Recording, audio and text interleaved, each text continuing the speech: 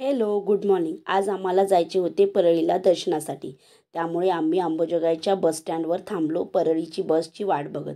त्यानंतर आम्हाला window seat भेटली परळीला जाण्यासाठी आणि त्यानंतर आम्ही बसमध्ये बसलो आणि तिकीट काढलं.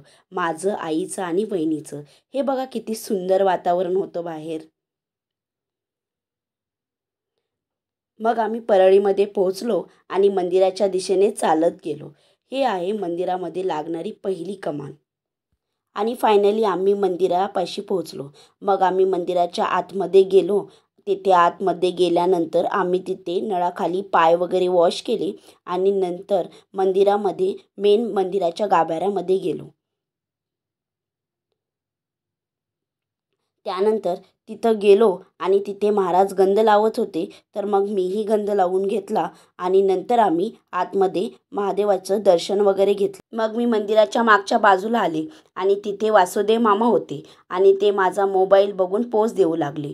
मग मी तिथे असलेल्या एका शिवलिंगाचे दर्शन आणि पूजाही केली. त्यानंतर आम्ही बाहेर आलो आणि रस वगैरे पिला. त्याच्यानंतर आम्ही अंबाजोगाईला जाण्यासाठी बस पकडली. मग आम्ही अंबाजोगाई बसस्टँडवर उतरलो आणि मग गावाकडे निघालो. तर असा होता माझा दिवस. थँक्यू.